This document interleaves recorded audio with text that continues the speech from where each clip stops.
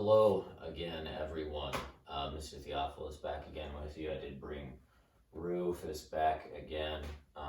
She'll hang out slightly for a little bit of time here.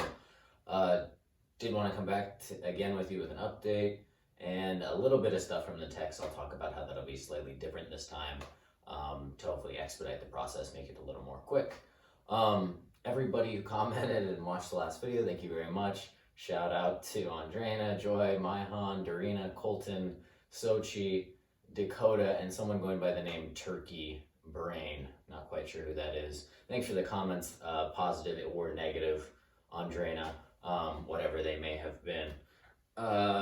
Yeah, so obviously things have changed exponentially since even the last time we talked. The first video I made, our break was until April 1st. Second video I made, break was until April 28th.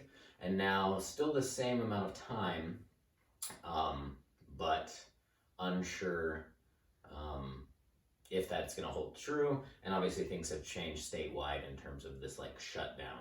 More and more businesses closing, more and more places not accessible, more and more jobs no longer around.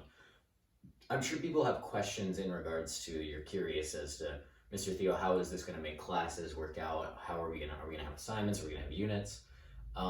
My statement on that would be a wait and see. We're kind of looking at a time where decisions are going to have to come from both the leadership of David Douglas, but political leaders in the state and federal political leaders. It is unlikely that one group could decide for all. I'm sure you already saw that they waived the testing requirements for juniors, at least in some capacity. No state test this year. I'm not sure how that'll work next year. And then of course they're really thinking hard on graduation. So to be truthful, I think right now the priority is seniors. They're trying to figure that out. And then working down the line to juniors, to sophomores. My bet would be that there will be an online unit that we will need to do at some point. But I don't know, so we'll see. So for today, I'm going to read a little bit of chapter 22, just some specific parts. Rue's attacking me right now, and just point out a few little pieces about it, and that'll be it. I'll try and make it relatively fast, because uploading a 20-minute video was awful. It didn't work. It kept running into issues, really frustrating. So I'm going to try and keep this around 10, 11 minutes. Ow, Rue, okay. And we'll jump right into that, okay? All right, folks. All right, folks, back with To Kill a Mockingbird, your favorite text. Probably feels like it's been going on for an eternity at this point. I thought I'd make it a little quicker today by just pointing out a few big things that happened in chapter 22 in my point, reading maybe a few little brief sections that I thought could relate to themes, cultural, historical, critical, symbolic notes, to hopefully assist you a little bit and get through it quickly. So maybe you wanted to hear me read the whole thing. Probably not.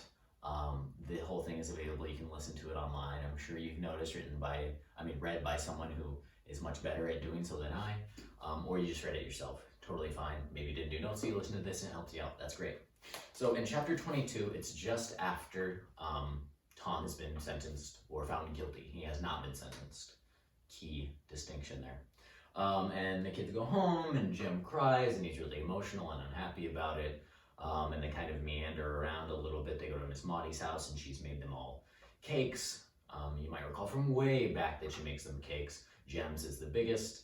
And it's not that eventful of a chapter, but there are a few really big things that I wanted to point out to you that I thought were meaningful and mattered a lot. So early on in the chapter, they just return home. Jem is crying. He's super upset. And Alexandra is kind of unsure how to treat this. She doesn't know what to do about it.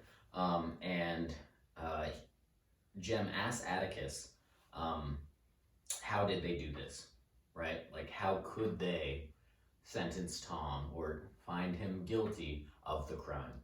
And Atticus says, I don't know, but they did it. They've done it before, and they did it tonight, and they'll do it again. And when they do it, seems that only children weep. Good night. So I thought that was really meaningful in the fact that Atticus is pointing out this injustice in society, but he's also pointing out that at this point, only kids are the ones, only young people are the ones that are upset and sad about it, because it's become so normalized in their society. This unfair and unjust treatment is something that people are used to, that they find standard, essentially. And I think that we can almost apply that lens to our world. What things do we become more and more used to, and what becomes more and more normalized, even though maybe it shouldn't be, it's not okay. Over exposure in life, you kind of just start to accept things, and he's saying that their society, they've begun to accept these things and been more used to them and allowed them to happen. So I thought that was an important little piece. Further on in the chapter, we see that a bunch of individuals are sending people from the Black church, people from Tom Robinson's family and friend and kin, are sending food to Atticus as a thank you for what he's done. Now, if you haven't, I don't know if this stuck out to you, you might have just been like, yeah, Atticus, good job, buddy. If you haven't, you should look into some stuff about the white savior, the idea of the white savior.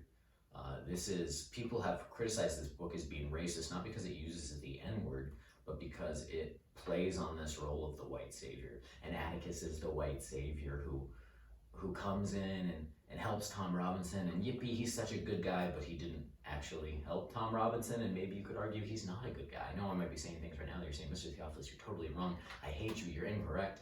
I think that there's an argument there, and there's stuff to be analyzed, so maybe I'll post a little document with this video as well, and you can read about the idea of the white savior and what that is and why some people think Atticus is a white savior. Really shown here through him. He lost the case. He did maybe what you thought was right, what he should do.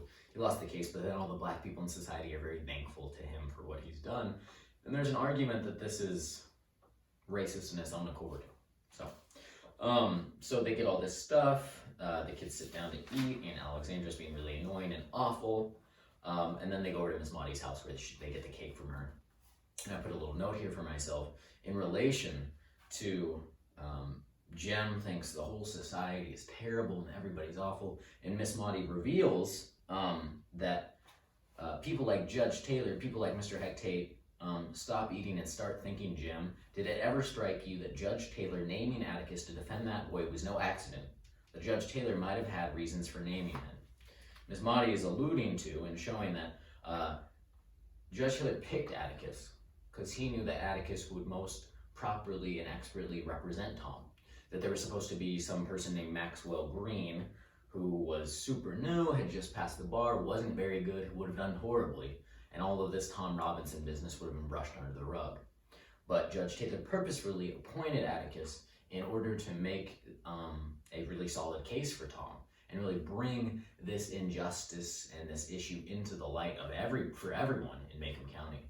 So that's another instance of something I thought was very valuable and important in here. And she says, we're making a step. It's just a baby step, but it's a step, right? A step in the right direction of equity and equality, is Miss Maudie's argument. And then at the very end of the chapter, the only other thing that probably made you interested in continuing to read, a very short chapter, by the way, was at that moment Aunt Alexandra came to the door and called us, but she was too late. It was Miss Stephanie's pleasure to tell us, this morning, Bob Ewell stopped Atticus on the post office corner, spat in his face, and told him he'd get him if it took the rest of his life. So obviously, a key thing that's going to play into the continued reading of our final 8 chapters here, obviously stuff that's going to keep going and come back up. Bob Ewell's basically threatening, I'm going to get you to take the rest of my life, and you can say, what the hell, what does he mean, get you? You probably have your own assumptions, and we'll find out.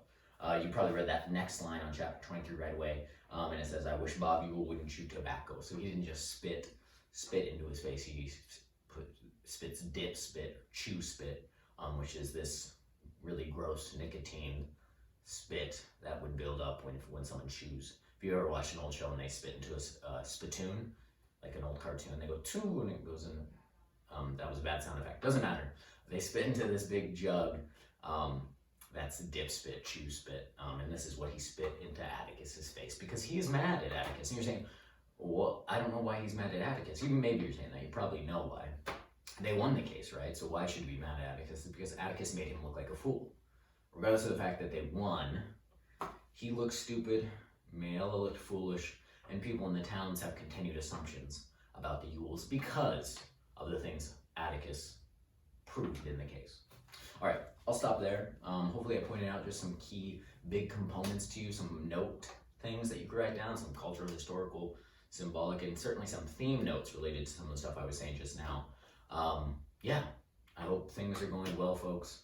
I'll try and make these rapidly so the book can be done by the time you'd return for spring break. So I'll try and pump one of these out every day until, and when I say spring break, I'm talking about the original time we're going to come back together April 1st. I'm trying to have the book done, and then hopefully I can come to you with some expectations of what is going to be done, because something is going to have to be done. I promise. All right, please take care of yourselves. Send me an email if you have any questions, comment on the video, whatever you want to do. It's nice to feel some sort of interaction with all of you. All right, bye folks.